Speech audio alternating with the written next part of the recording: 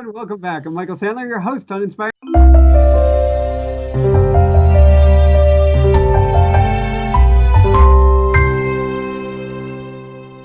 Nation, along with CJ Lou from the Fired Up with CJ show. if you've ever felt overwhelmed by negativity, then do we have the How to Get Out of a Funk show for you. Today, we'll talk about all things funk, how we got here, what we can learn, and how in the world to get out of the funk without falling to pieces. That, plus we'll talk about foundation building, awareness of my unawareness, rewarding and loving myself, even in small progress. Second fast, chanting and pranayama, 5-year recap, oh my gosh. Funky epiphanies, people falling apart, Saturday night spells, skate skiing bliss, and who in the world is the real Jane Doe?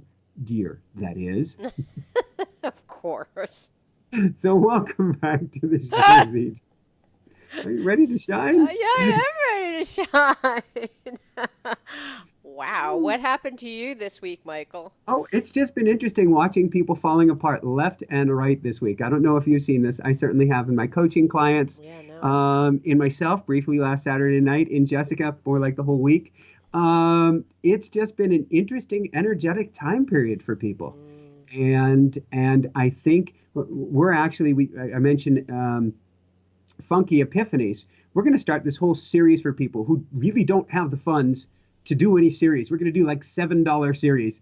And the series number one, it's going to be 7 days, $7 total, is going to be how to get out of a funk, because everybody, like in our chat with our YouTube lives, everybody is really struggling right now. I'm talking down in the dumps. And it's not just a political thing. No matter where you stand, it's like this wave of energy right now. And it hit me only briefly Saturday night, where I was having a beautiful, beautiful Saturday. And then at some point, the inner demons came out to play. And I'm like, what in the world? And we can talk about how I got out of that. Yeah. But that's kind of the basis of what I want to talk about today. Is chances are, if you're listening to this week has been weird. CJ, have you had a weird week? Only I had two weird things. I was trying to contemplate if I had this kind of energetic feeling, but I think two things. One is I haven't been sleeping well, which I think is the nature of this cold that's been going around, where you wake up several times, like hour upon hour. I had like 4 nights of waking up at 3 in the morning and not going back to sleep, and like sleeping at 7, so just getting massively messed up in terms of sleep, which doesn't help and kind of makes you a little bit funky. Um, Oh, and and your fight or flight mechanism. If you don't get enough sleep, you have a hair something trigger. My words are all gone this afternoon. But you are. It is very easy for you to be pushed over the edge. Don't push me because I'm close to the edge. yes, That's what happens if you don't get enough sleep. yes. So I think that that's been happening. And I think that, not surprising and not wanting this, but all the timing of the retreats that I did were so much. I feel like I just went to a all-you-can-eat buffet, because I went to the Camino, came back, had hardly enough time to even digest that before I left for India. So I feel a little bit overwhelmed. And even if I didn't go on those 2 massive trips where lots of transformation occurred, there was just transformation occurring because we were becoming empty nesters, and there is this whole kind of process of recognizing that something different is different. So I was, yeah, like kind of in a little bit of a coma on, I think Wednesday. I just sat there like telling my husband, telling a person the dentist, telling my husband, I'm like, I'm sorry, I'm not my normal self, and I can barely hold it together. Like I just can't. So that's what I've been feeling. How about you? So it sounds like you had like a brief spout of it. What was how would you describe the nature of what you were experiencing? The nature of what I was experiencing, it was a beautiful, beautiful day. However, I had promised myself, I think, 2 things that day. One, I wanted to put a map together of what I wanted to get done over the weekend. I like drawing these things out, and so I make mind maps. And I hadn't done that, which left me a little bit unsettled earlier in the day. And then I think we had this, I remember what happened. I violated a few key, what we would call Hoobie rules. Rule number 1 is food. We went to a beautiful skate skiing session, Hmm. of which Jessica, like usual, is just totally on fire. Yay. Um, and got done with the skate skiing session, and went to. I wanted to reward her, and we went to a local patisserie shop. that was usually closed by the time we get done with skiing, but Mm. we had started early enough, it was open. We Nice. went there, and usually there's nothing I can eat, but we asked if we can actually get me a breakfast burrito, even though it's lunchtime, and they did. I ate that, and that was good. But then before leaving, we were there for a long time, and I had out my laptop, and I'm getting stuff to my editor.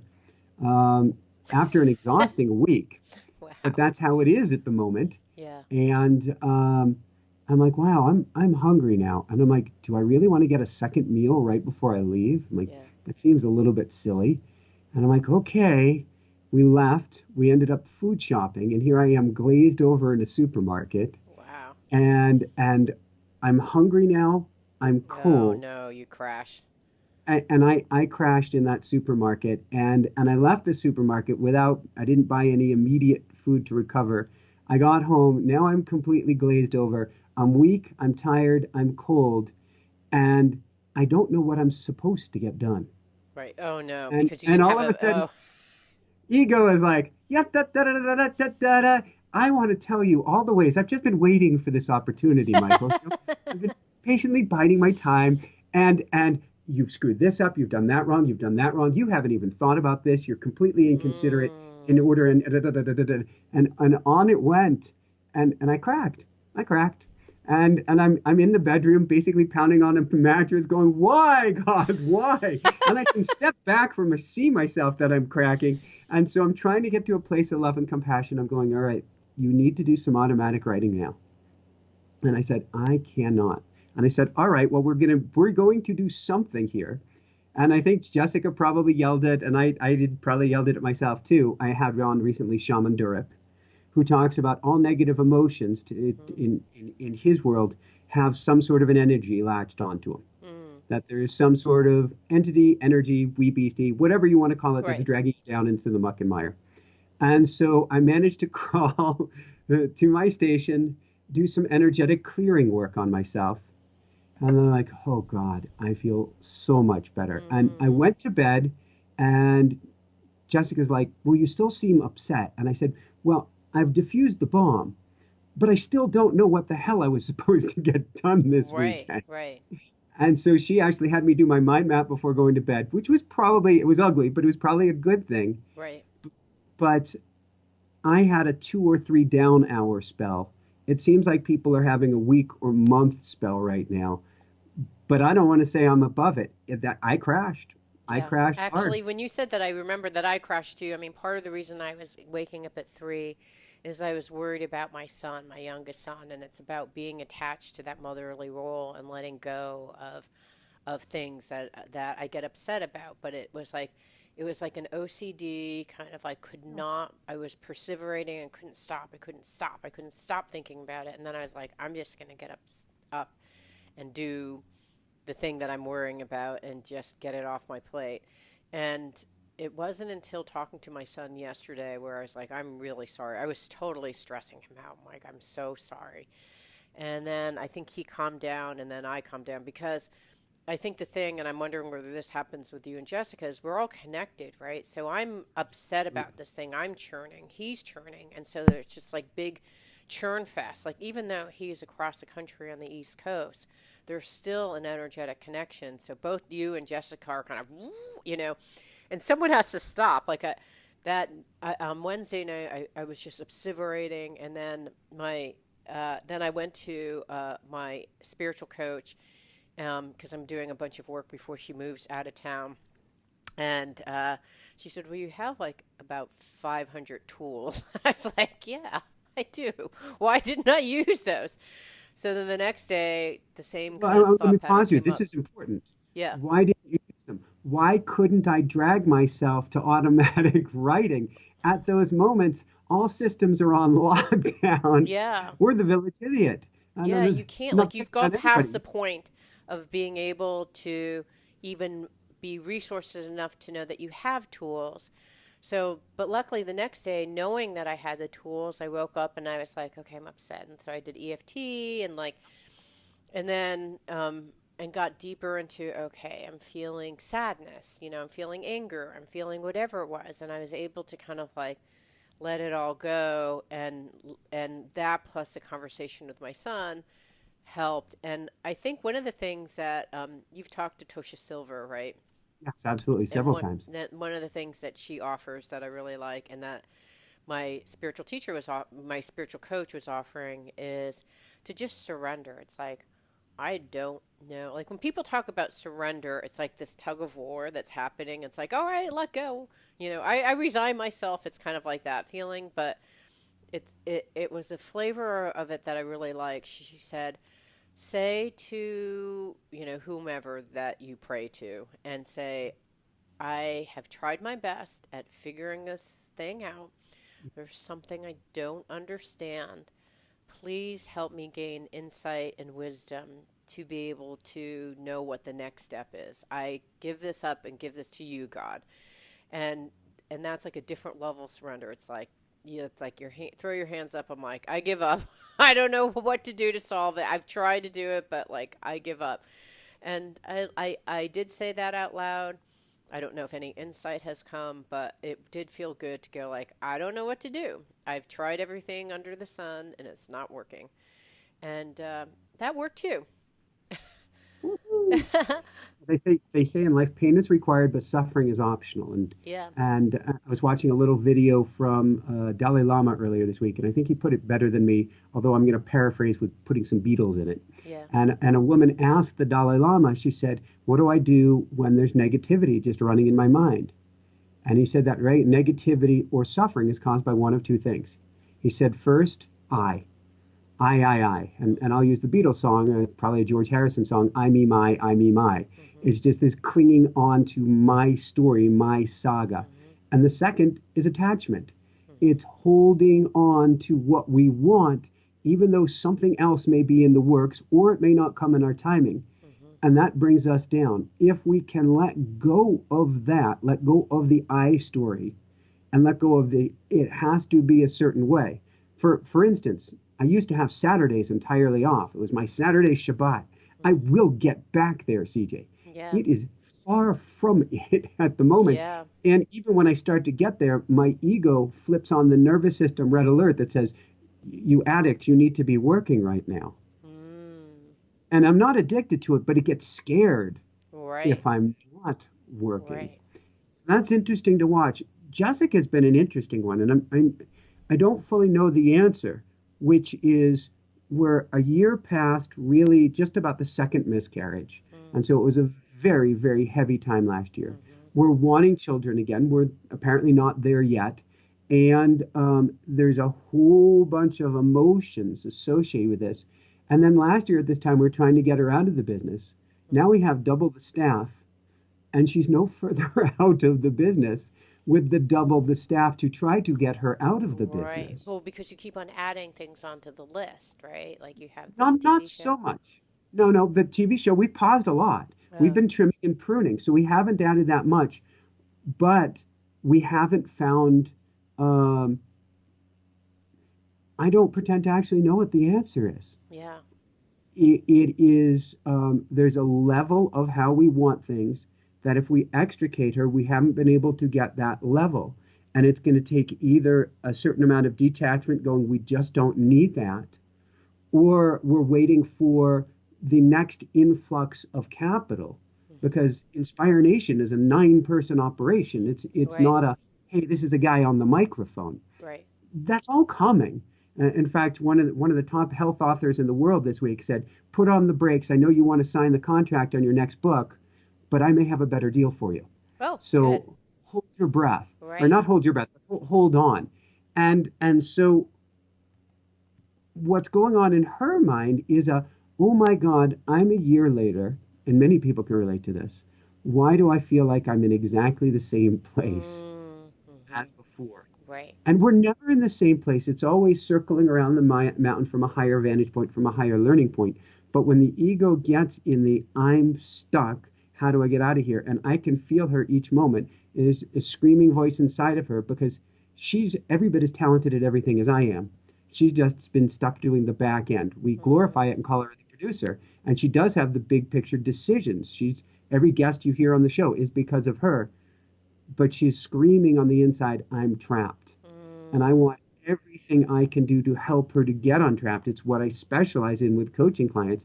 Oh, the irony that we have not been able to get her out from Yeah, that. yeah. So well, I'm hearing a couple different things that you've said about yourself, and I wonder to what extent, because you're a couple, that it resonates with her too. But I interviewed a while ago. There's a book on behavioral therapy, cognitive behavior therapy, and the gentleman was talking about performance addiction, and I was like, aha!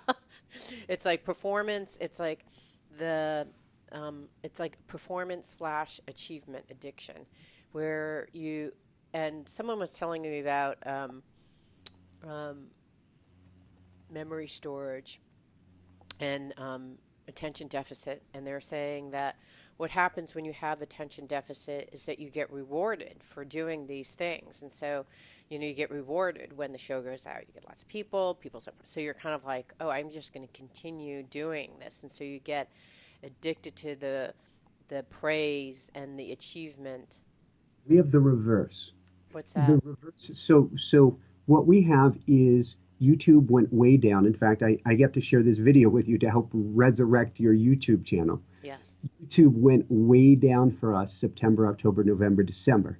Affects income, affects future decisions, affects everything. And it affects Jessica to be able to extricate herself because it, as a limiting belief, there's a certain next level of income for us to bring in the organizer to be able to handle the staff, I Right. guess, Right. to be able to get her out. And so there's a fear that if we don't do well enough, more on her side than mine. I'm not picking on her. I have my own hangups, so Right. don't Each of you has take your this. unique set of hangups. Yes, I'm not saying, well, I'm any better. Not at all. But with that said, there's a fear that if we don't have a certain level of professionalism, this piece hasn't been resurrected, and then she's trapped even further. Ah, okay. So we Yeah. managed to let go of perfectionism a long time ago, but I can step back and watch. There is so much fight or flight, and I think that's what's going on with almost all of us right now. So much fight or flight associated with it. If I don't get this to a certain modicum, to a certain level, then it's just not going to work out. Yeah. And so it's hard to let go, to go into that Tosha Silver. I go there much more than her of a, ah, what Help can me, I do? help me, God. So help me, It's God. yours. All right, this didn't work out Yeah. either. You take it. We're Yeah. still helping a lot of people either Right. way. And I know that that karma comes back around. And so I will do, I call it the entrepreneurial dilemma. Mhm. And the entrepreneurial dilemma goes like this, and you may have experienced this as well. Everything's going great. Life is good. The business is awesome. Woohoo! Yeah. Oh my God, it's tanking. Nothing's working out. Nobody's reaching out. We're gonna die. Oh my God, it's going great. It's on top of the world. Oh no, we're doomed. Yeah, well, two things pop into mind. Um, when I experience something like that, but also I have a dear friend who, and when I coach with clients, I like to take them to like their belief and then go down and drop. It's called drop down in the elevator. So let's go deeper. I'm afraid that I'm not going to get this job and get promoted to the next level. Okay, well then what will happen? What's your fear about that? Well, I'm not going to be able to take care of my family. Okay, what's your fear of that? Well, I'm going to be homeless and not be the At provider some of my point, house. annihilation or Yes. something is in there. Yeah, basically, it gets down to, frankly, the worst case scenario almost when I hear people is like, Yeah. I'm, worthless. I am unemployable. I have no money and I'm homeless. That's kind of the scenario, right? Almost uniformly, whenever I talk to anyone, that's kind of where we go in our kind of survival instinct misery. Which is wild because there is not just one, but an infinite number of steps between I'm having a rough day and I'm going to be homeless out on the streets and it's never going to work out and I'm worthless. Right. But our mind doesn't get that. No, it just bloop, this drops you down to the lowest. I mean, our mind is operating at this level, thinking about these thoughts. But then, like when you really drop down, the root source is always like, how am I going to survive? I'm. It's something about a self rejection or value judgment about who we are, in addition to like not being safe. It's always like boils down to that. No matter where the elevator starts, it just goes down to the same ground level. And sadly, a dear friend of mine had like a coaching practice, and all of her business was gone for a year. And she kept on trying different things. And then finally, she literally got a set of bills and she's like, I have no more money. I have to give up this apartment. I'm homeless. She's literally homeless. And and I've never seen someone with such a heartfelt, loving, positive disposition in the state of being homeless.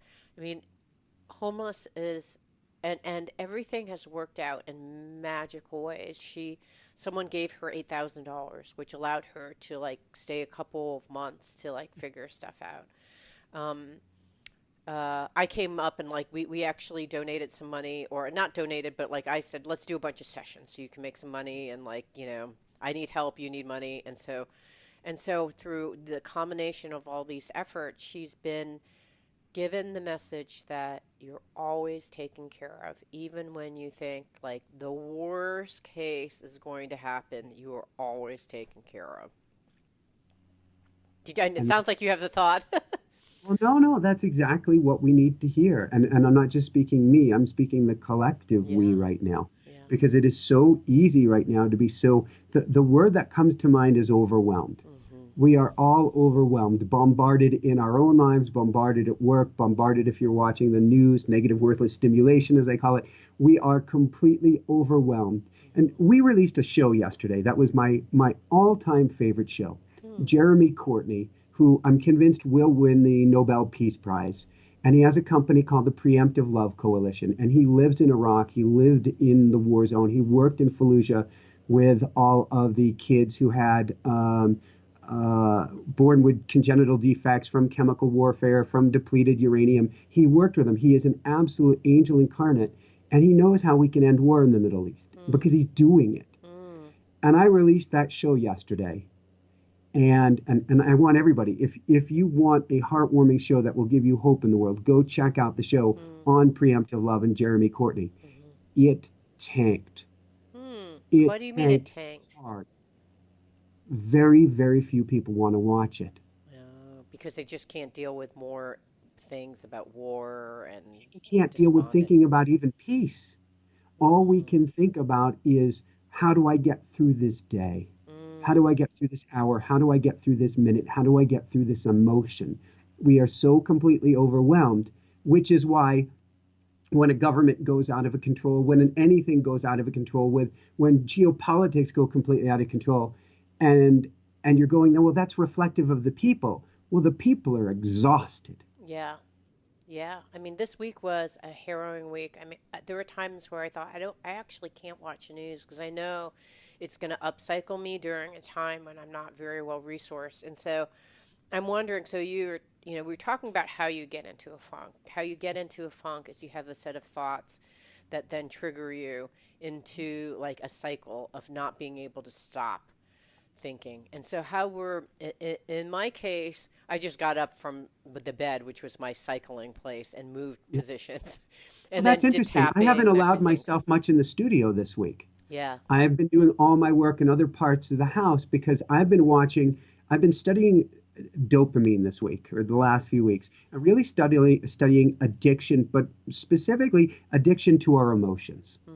addictions to the trains that we want to hop on, which is interesting that I hopped on my own train on Saturday night. Right. But I've been studying this, and I know that both my studio is my sweet spot for coaching, awesome, is my sweet spot for being behind the mic, awesome, but is also my sweet spot for dwelling or going and clicking this and clicking that. What's the next Uh, thing? What's the next thing? And what's the next thing?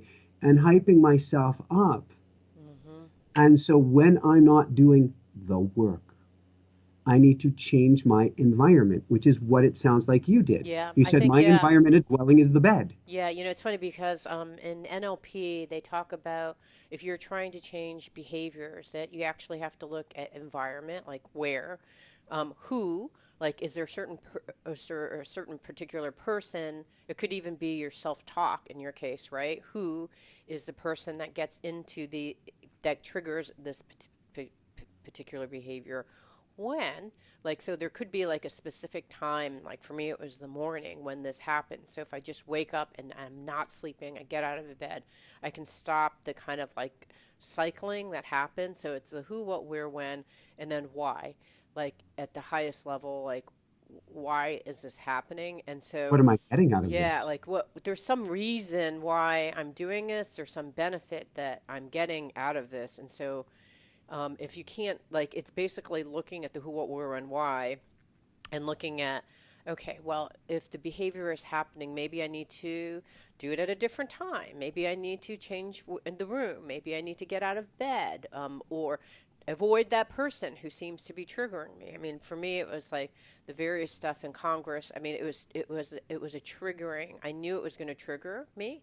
So I literally just didn't watch news. Now, I read the newspaper, so I was informed with what was happening, but somehow like listening to speeches would just like get me in a triggered Well, place. CJ, So just you would be fragmented. There'd be pieces of you we would be picking up off of the street. you would be so it's like who so I guess it's about how things get into a funk because you have a a thought that then correlates into an emotion and it just runs into a muck because it's running on this like loop pattern loop. So the first one was like how do we get into the funk, and then how we got there is probably this like who, what, where, when, why, like what was it. And it could be like when it could have been like this is my childhood Mhm. story. Like for me, I realized that when I was like obseverating about my son, it's related to a very strong cultural background and family dynamic that my father, my mother, Chinese people play. And here I was, like, here I hop on the Chinese train, you know. And until I was like, I'm getting out of bed, and I saw someone, I was like, I need to see. I mean, I actually didn't even talk to her about this, but I identified the patterns that are kind of keeping me in a family dynamic that is not really healthy for me. And so that's one place you can go for a funk is if you've tried everything, right? If you tried the tapping and the FO holding and the going out in nature and like that doesn't work, then reach out to another person, right? It could be a friend. Yeah. Um, so um, what have you been finding with your clients? What seems to be working? What are they trying? We've been leaning in, just like you're doing an elevator exercise. We've been leaning in, trying to follow, or not follow, fall into togetherness, fall into wholeness rather than fall apart. And to do that, we've been leaning into what is the fear? Where is this coming from? Why is it here? Definitely looking on top of that. So I call it, I always steal Ram Dass's term to snuggle up with. We're going to snuggle up with that fear or snuggle Mm, up with the I funk. like it. Yeah. And then let's do some heavy duty pruning. What are some triggers? So, a trigger going back to our lives is clutter. And Mm, we go from beautiful clean house on the weekend to these guys run a what during the weekday, and then a beautiful clean house, and it has a breath to it. yeah. And that just, I'll be careful of using is as it is, but that's the cycle that things to follow. Yeah. But that creates overwhelm. So if you know that's a trigger, and I look for the triggers in my coaching clients, what can I do to knock those triggers down right away? Yeah, that's another environment, right? So if and I did Absolutely. exactly the same thing. I looked at my desk. I'm like, how can I think clearly? Like if the outside is affecting the inside's affecting out. It's like a cycle, right? Someone has to break the cycle. And it's like, how can I think effectively? Look at my desk. It was just like all this stuff that literally took like 30 minutes to clean up and organize, but it took 30 minutes that I hadn't spent before, and it was just like stuff piling upon piles of piles. So I do think there's something about having a clean workspace or a clean area. You just feel like, okay, now I don't have any distractions that are out there. And then I do with most of my coaching clients and with Jessica and with myself my own kind of version of an emotion code clearing, which is we're cluttered on the inside. And it could be a recent trauma, it could be a past trauma, it's usually a combination of both. Hmm. What can we do at least to take the edge off? Right. Find one of the triggering emotions that are in there and get that cleared so we're operating more on a conscious basis. Right. You can move from the reptilian mind to the executive functioning mind, which can solve the problem, not the part that's kind of like beep, beep, beep. You know, like that's not going to solve the problem. Yeah, and then I like going reptilian mind to the thinking mind, and then now let's go to the bigger mind. Go to your automatic writing. Go to your process to dive in. Which good luck getting there. That's like a Um, harder thing. I mean, you have to do all these remedial things. I think. I don't know. It's Absolutely, really and hard to be that's like, be still and meditate. It's like, good luck with that. you're turning your kind of your fist on yourself. You want to do what now? I'm sorry. It's okay. Yeah, it's hard. I mean, the interesting thing this week is, so I made all this progress in India, and I've built a foundation, right? That's not fully cemented in. It's kind of like, a couple of pillars, and that's about it. So, how do I kind of pour cement into the foundation and solidify it? And so I think I told you last week that one of my goals, like this year, is like I'm really taking, like really cutting back my work substantially. Unless it walks in the door, I'm not going to go find anything. And I'm just completely leaning. Even then, the term with you, discernment, comes to mind. Yes. Because you say, unless it walks in the door, my guess is that 3 out of those 4 jobs that you had at the same time 2 summers ago actually walked in the door. Yes, I did. I think that so interestingly, one of the things that I did is I did almost I think it's been 4 or 5 years since I started thinking, well, my first son's going to leave to college. I better start figuring out what kind of work would be meaningful for me. And then I tried, like you said, that job where I worked part-time. I was in a nonprofit. I tried all these different things. And I've been doing that, like just traveling down a road and then like see 2 different paths, decide I want to take one path, and then 2 different paths and take another path, and then like and watching like and letting what brings me joy be the direction that I go. And so I've been doing that almost for 4 or 5 years, and it's interesting because what I didn't realize that has happened is they talk about when you die, there's a life review process where you review everything and the impact that it's had on you, other people. And I did it not just for other people, but myself. And I realized that, I actually know a fair amount. Like after 5 years of experimenting, you actually start really knowing like who are the people that are coming, that or spirit is leading to you, what kind of things you enjoy. And then and in some ways that becomes the filter. So when things come in now, I have a better discernment ability because I'm less open. I think 5 years ago I was open. Now I'm kind of like open but discerning because, when you don't really know where spirit's going to lead you, it's like you leave the filter really open. But now I have more information, and as my friend said, you open up and you say, like, this is what I'd like to do. This is what the world of opportunity is. This is what I'd like to do. And ideally, what spirit is trying to ask you to do is in this little triangular piece of the subset of those things. And you pretty much will find out if it is or is not. So, I'm basically just, waiting, and I have a filter for like things that fit in here. I'm putting out there to the universe, here's what I like doing of the things that you've given me in the last 5 years.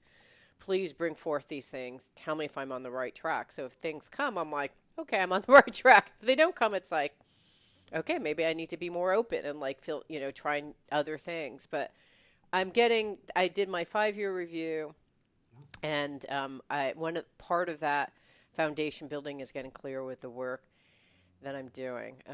But so I've been focusing on building this foundation, and I had asked my teacher to give me some advice, and I don't know whether it's like he just didn't give me any advice. He's like, do it on your own. So I'm like, okay, I'll coach myself Which on is this. advice in and of itself. Yes. So I've been doing it on my own, and so I've been literally writing down every single day how often I've meditated, what I get out of that meditation, and where my awareness is at every juncture during the day. Like walk to the gym, completely unaware. Went to talk to a client, aware of my breath 1 or 2 times, but generally speaking, unaware. And my conclusion is that I'm aware now of my unawareness, which I just had a mindfulness expert on, and she was talking about a Harvard study that the average person, 47% of the time, were not aware of where our thoughts are. And I'm like, I don't think the number Way is that higher. low. Try 99%. 99.47, sure. Yeah, yeah, like I don't believe, but like 47% kind of don't believe it. But what's interesting, I was like, oh, great. What I'm aware is that I'm unaware. And I'm like, ah.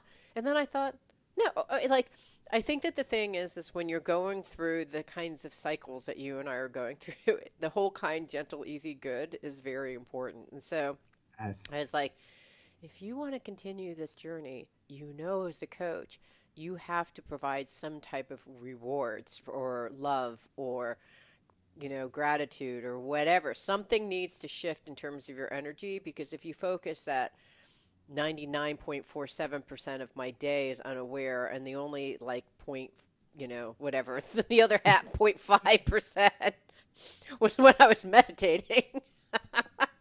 that, and but I was like, you know what? You are aware that you're unaware. That's wonderful. And then, like, throughout the week, I was like, okay, wait, I noticed my breath when I was walking to the gym and when I was in the bathroom and when I was taking a shower. I'm like, congratulations, that's great.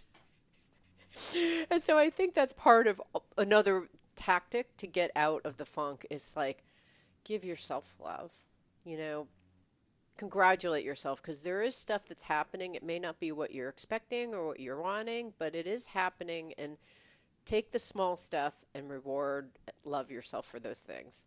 absolutely. Many directions I can go in this. One is, I think I came back from, I guess, another cross country endeavor a couple of days ago, and Jessica was in a funk. And I'm like, what do you want at the grocery store? Mm-hmm. And she said, give me junk food. And and we do have a challenge I'm where shocked. we are hungry at the level of which we're vibrating. So there is when you're feeling down, you want that. But I knew in her case that this was just help console me. Right. Mashed And so like potatoes would work. Doritos, I mashed got potatoes. yeah, yeah.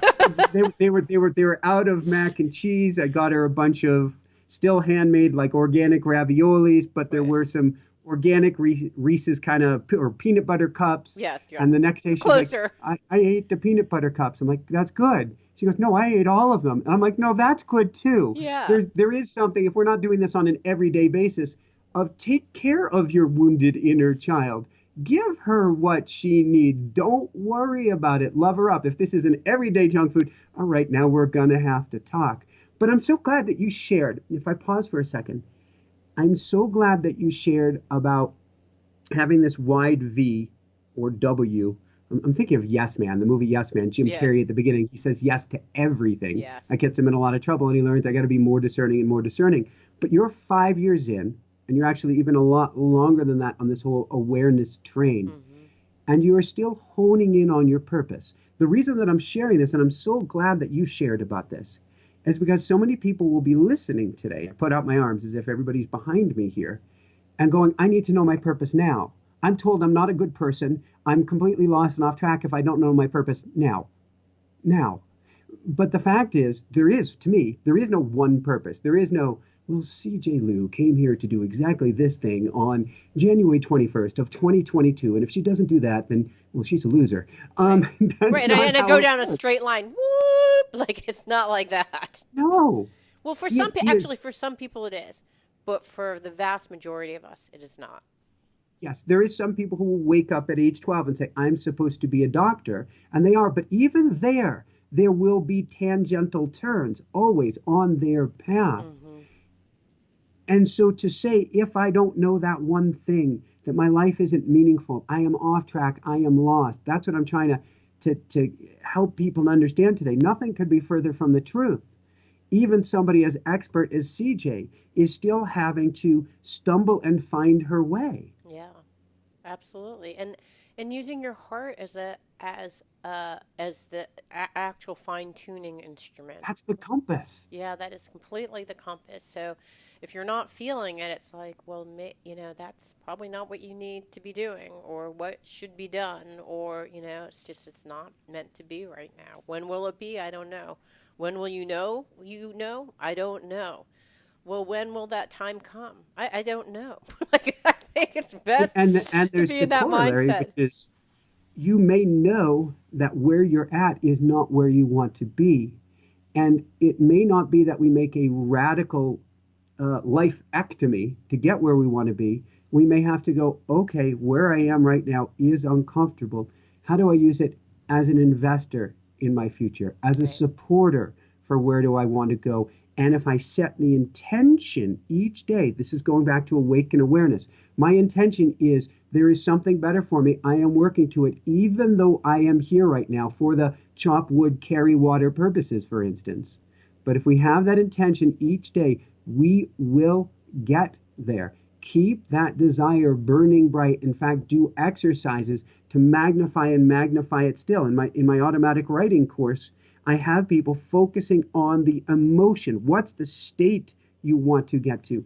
And the more that you crank up that state each and every day, that is putting the most powerful signal out to the universe of where you want to go, and the doors will open. We have to be like CJ, and you have to recognize when the doors open. Yeah, and it's about, I think the thing that I want to highlight in what you said is, or I'm taking away, is that there's a vibrational frequency, right? Yeah. And so if you're vibrating, it's like, it's not going to happen, it's not working, versus like, it will happen, I'm just going to keep on moving forward. I don't know when things are going to change for me, but they will. This gal that is homeless, she said, I don't really know what God has in store for me. I don't really know how I got here, and I've done everything I can, and here I am homeless. But what I'm learning is that I will be helped, and that the universe is there to guide and help me. And it's a combination of having faith and then being grateful for what you do have. So she was saying, I'm grateful for friends that have just like showed up out of the woodwork. I'm grateful for the magic of the universe. So it's like, those are things like, you may be down in the dumps, but like adding those kinds of things change the you're changing the vibrational frequency so that you're vibrating, and you can like vibrate yourself into at least a state that is more resourced and able to see opportunities that the part of you that's just down in the dumps in your reptilian state can't see. And attract and magnetize those things to you as well. Absolutely. So the words that you used earlier to put them together, or both of us used, discernment and environment. We're starting to become more discerning with our mind to get to that, as Paul Selig calls it, or his guides call it, the upper room, the higher vibrational state. We're discerning if we realize that every single thought literally creates a thing. This doesn't mean pick on yourself for picking on yourself. I had a rough evening Saturday. Does that mean my whole world is over? No. No, far Right. from it. In fact, Right. I can love myself up even more and turn it into a huge positive and share it with the world. Right. But be as discerning as we can with how we speak to ourselves of what we believe is coming. And then be discerning in who we're hanging with, what we're doing, how we're spending our time, what we're ingesting, not just food here, what we're ingesting as far as the flashing lights that are coming at you, the sounds that are. And if you do this in all areas, you will be vibrating at a higher level. You may be the highest vibrating temporary homeless, I'll put that in quotes, person on the planet. And things will absolutely change.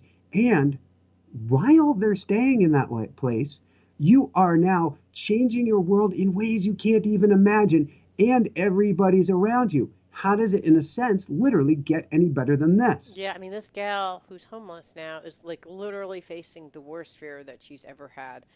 And she's the most peaceful and loving I've actually ever seen her. Wow. So, I mean, it's just a very interesting combination. I can't wait to like just hear how her travels in life kind of evolve, because she's at the lowest point that you can imagine being, and she is at a high vibrational place nonetheless. The making of a rock star. I go back to a I guess it's about 10 years ago, animated movie called Big Hero 6. Hmm. Everybody's getting beaten up by the bad guys, and this group of ragtag kids comes together to try to save the world.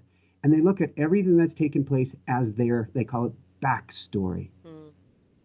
And that backstory is we have been through hell together, and now we're gonna rock it. And they Yeah. bring the energy that your friend has. Yeah.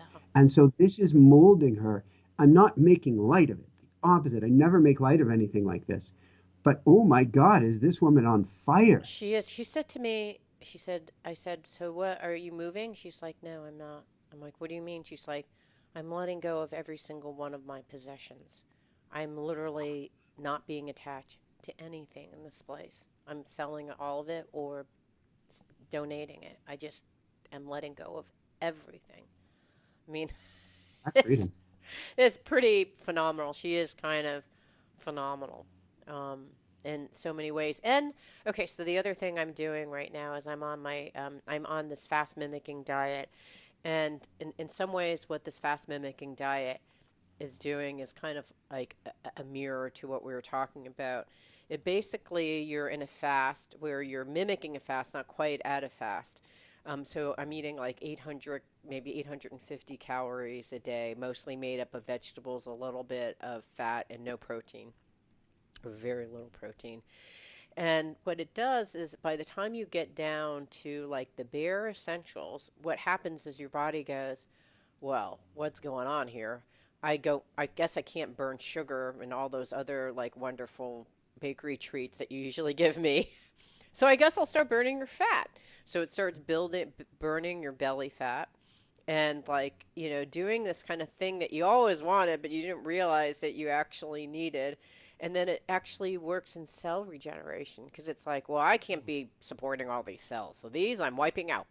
And then like, and then it's like grows new cells as a result. So like and this is, we talked about this like many shows ago, but there's one model where it says these hard times are a result of negative karma that have come to fruition, and you're letting it go. Like when you suffer through these things, or when you actually have these hard things that are happening, this is, accrued negative karma. Why? What? You can't do anything about it. It's already passed. But if it's there, it's just like, okay, I'm facing negative karma, and this period of your fast where you're like, if you can just starve off all the thoughts, you can actually let go of all this garbage that is just sitting there so that new cells will regenerate. I don't know, that's a possible way of thinking about this that I I like. like it. I want to hear how it goes. I have my own craziness on the one hand. I'm like, oh, I wouldn't, blah, blah, blah. And then I'm like, dude, you were out in the teens a couple of days ago in your shorts and no shirt and anything. You got nothing to say. Oh, you mean about fast mimicking diet? You would never do it? Well, I have I done think the your whole diet is a fast mimicking diet. You eat I've just done all sorts vegetables. of crazy stuff, yes, and where you don't eat from like 5 p.m. until noon the next day, and Yeah, you do that for intermittent weeks. fasting. Yeah, I've done all sorts of stuff like that. Jessica actually wants me to start eating more now for our future babying situation. Yes, She's like, although she's the main cook, and right now cook is down, right. so it's a little bit of a challenge there. But I do conceptually, I go out in the real cold, and yet this week was my coldest run yet. Cold front came through, and I went out in my shorts. It was technically somewhere 21 to 23 in the parking lot, but you're going up a few thousand feet, and there's wind and stuff, and the sun goes down. Um, but it's not actually the sufferfest that you think it is. After acclimatize, you are observing. You're like, Mm, I see, in a sense, I sense cold, but I am not the cold. And so it's no more than as if you were like one t-shirt or one jacket light of where you wanted to right. be. Yeah. You're just observing it. Now, I have clothes with me, I can put them on. So I do have my emergency if I need it. But I just want to allow into this and see what happens and see if I can fully go through this experience. Mm-hmm. Now, it is supposed to, if you follow the Wim Hof method or anything, supposed to create brown fat. The brown fat is then able to burn your other fat, or I'm really butchering the idea, but the Right. concept is that you're able to burn fat more easily. Right. and changes all sorts of systems like fasting would do. And I'm doing it by using the cold. The basic connection between the two of these things, your diet and my cold, is that the body is an incredibly adaptive mechanism as long as we don't overwhelm it. We can overwhelm it with comfort. We can overwhelm it with comfort food.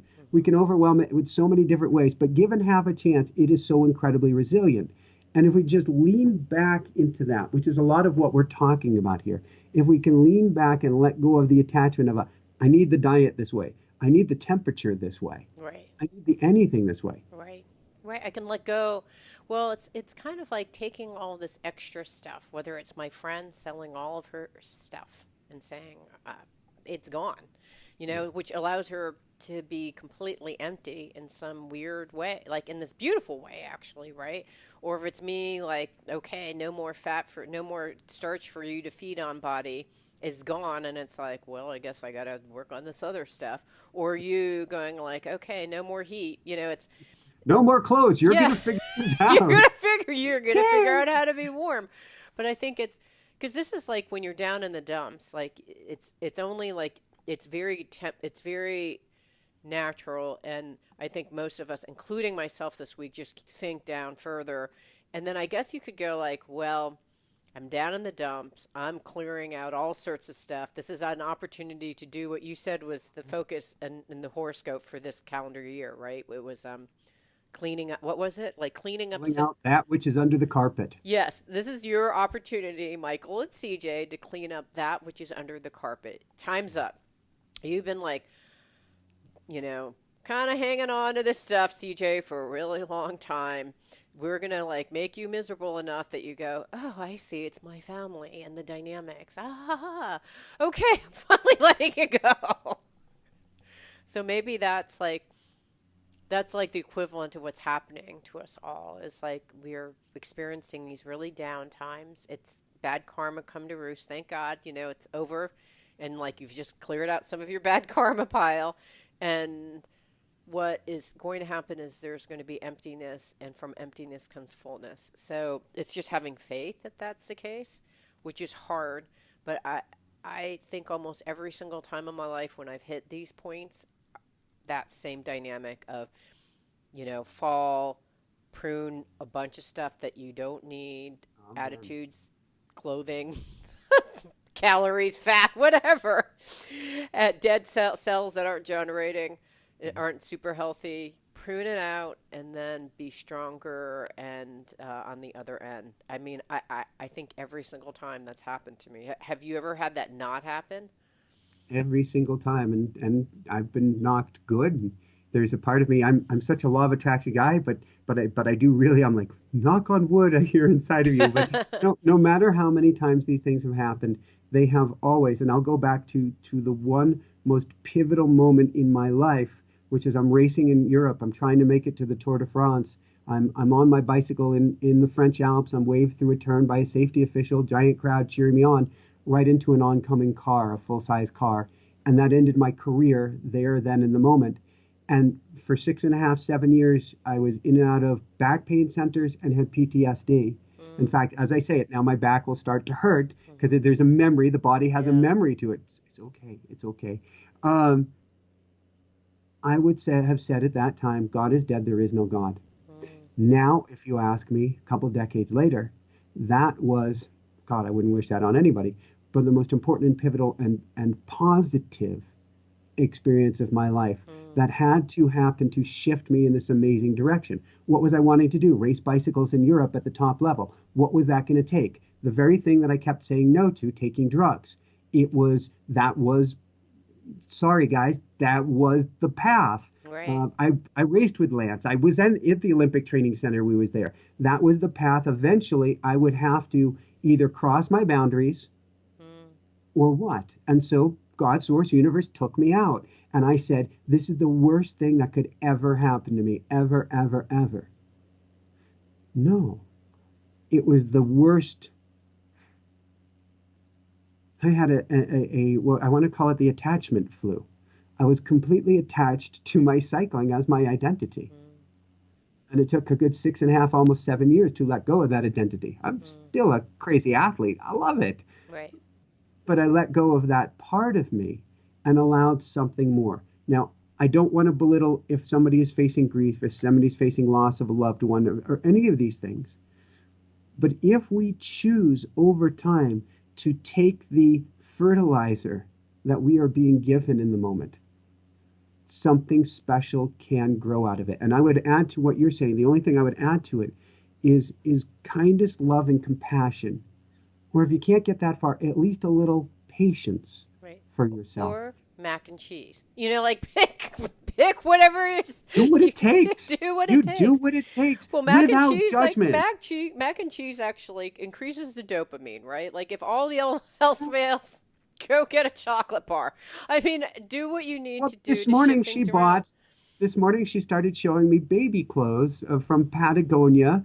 Oh, cute. For she's timing it out. Well, if it happens at this point, then and I'm like, you go, girl. You Yeah. buy whatever you want, whatever you need. Right. There's a time and a place, and I'm not Mr. Retail Therapy. I can Hey, but dopamine hit, like you do fine. what you need to do in the Right. moment, and you love yourself up no matter what. Right. No rules, end of story. Yes. Completely agree. 100%. So So I we've think got we've those come up with a lot of good strategies guys. for something that is completely This is unplanned. awesome. We've come up with at Oh, I least didn't know like the 10 topic 15 strategies. minutes beforehand, TJ. I really didn't. But we haven't covered our Saturday night spells, Well, no, no, skate. the Saturday Night Spells was me falling apart. We got that. Ski skating bliss is just taking myself out into nature a few days Okay. ago, and there's so much snow on the ground that it was really hard to go forward. And instead of being attached to the, well, I want to go fast, I want to do these laps, and I want to whatever, I was just like, wow, this is pretty cool. No place to go, nothing to do. Just anchor in this moment, right Nice. now. And it was perfect. Couldn't go Nice. as long as I quote wanted, body got diarrhea. It didn't matter. Just right here. I think the other thing that is yet another mindset shift related to this whole thing is in the time when I was like, great, I've been tracking myself for like a week and a half, and all I know is that I'm not aware of any at any given point. And um, the idea of the only thing permanent in life is impermanence. So, like, yes, 7 days. So I was in a funk, and like 3 days later, I'm like in bliss. Nothing, nothing is permanent. And so, what keeps us permanent are some of the things that we talked about. If your energy, if you can't find some way of moving to a higher vibrational field, you get stuck in this, like, you continue being stuck, with your wheels turning in this one area. But I guess what your story reminded me of is nothing is permanent, right? Things whatever, that shall pass, or whatever that Bible statement is. Um, Things will pass. Nothing is going to stay the same, including whatever is happening with the politics. It's not going to, something is going to shift. And the faith and belief that just like what's happening in internal examples that we've been given, that something globally is happening because there is some pain unintended to, and it has to move its way through. And there's bad karma that we've all done our part, including myself, in creating. And so now we're going through the hard stuff, and we'll come out the other side empty and cleaner and stronger and better. How? I don't know. I really don't know. It's And sometimes I not feel our job. despondent, but it's not our job to understand it. Tell me about Jane Doe. What's that? So I think I told you last week about the deer who are coming up on the Yes, deck. yes. Well, since that time, we've had a deer that's been off of the deck who just started making really intense eye contact with us. Really intense. And then she found her way onto the deck, and now she's been looking in the window. Wow. What I mean, is it like lovingly, or kind of like I'm Oh, going to I got charge through here, or what? no, no. Although she was on the outside of the window, and the love bug, who's all of 8 pounds, and this rambunctious little furball and adrenaline junkie, had been watching her for a couple of days, just shaking on the other side of the Mm. glass, shaking and looking at the deer and shaking. And then something broke loose in the love bug 2 days ago, I think it was, and she ran and jumped at the window with everything she had, put out all four paws, and did the kitty on the glass. And Jane ran away temporarily. The love bug at 8 pounds leaned into her Nice. fear and Fierce. charged in the deer. She wanted to pound her. That's hilarious. So she wasn't doing it to play. That was her like aggressive move to like I, stop I steering I her. think she was trying to maybe defend the house or something. Kind of really cool. Jane's been back. We love Jane. We're like, is it really? Jessica's like, is it safe for you to be so close to the house so long? But there's a love and a relationship building here. It's Nice. it's kind of cool. I've never been still behind the glass, but 2 feet from a. These aren't park deer. If you went to Yellowstone or something where everybody's fed the deer and Right. and the deer come up to Yeah, the, this is the not the same thing. You're not trained no, for. these are not. Yes. So it's kind of cool. What does that mean or have to do with anything? Just let go into whatever life has to offer. Just Yeah. totally let go. See what beauty comes your way. See what falls apart. See the beauty in the falling apart, knowing this too not only shall pass, but it's part of this life process. With every inhalation comes an exhalation. You get to let go of that air and make room for something new to come in. Right.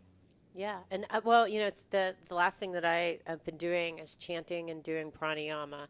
Oh, good. And it's part of Kriya Yoga. They're things that you do to remind you that you are one with your higher knowing, let's say, with consciousness. And so I've been chanting Om, like Om Namah Shivaya, and I've been focusing on Om, which is like the absolute, connecting with the absolute. Namah Shivaya, they all relate to chakras, and just like chanting that over and over again. And interestingly enough, like just like if you can't do anything, you're driving your car, you're like, how do I keep centered? Because that's really what's happening. You're off center when these things happen, is to just keep singing, keep tuning into your body, keep being inside yourself versus going out and like panicking and doing all these things. That works tremendously. Also, breathing. So, I've been doing all these pranayama exercises that I've been using. And I would say that in the midst of chaos that people are feeling, yet another tip would be to all the things that you said. Love yourself, know that this too shall pass, use all the tools out there, um, and know that the thing that will help you the most, if you can, is to return back to center. Go back inside. So that's my only last tip. After I did my clearing Saturday night as I'm going upstairs to go to bed, and Jessica's, what in the world happened to this guy? In. I know, yeah. Let's make a mind map of your day ahead. And God, it helps. It does. Completely calms down your nervous system. The fastest way to do it. So on that note, gotta go coach now. All right. Woohoo! Woohoo! So for everyone out there, this is Michael Sandler and CJ Lou from the Fired Up with CJ show. saying, be well, have fun, fall together instead of falling apart by just being. Oh, I'm gonna steal Eckhart Tolle's line, which is Ram Dass's line, which is who knows who line, going back to the Buddha and before, be here now Mm-hmm. and shine bright. Woohoo! It means so much to me that you're listening to the show, and love your support in any way by giving me comments below, or to subscribe to the show, or share the show with friends. Thank you again for your support. Love and blessings.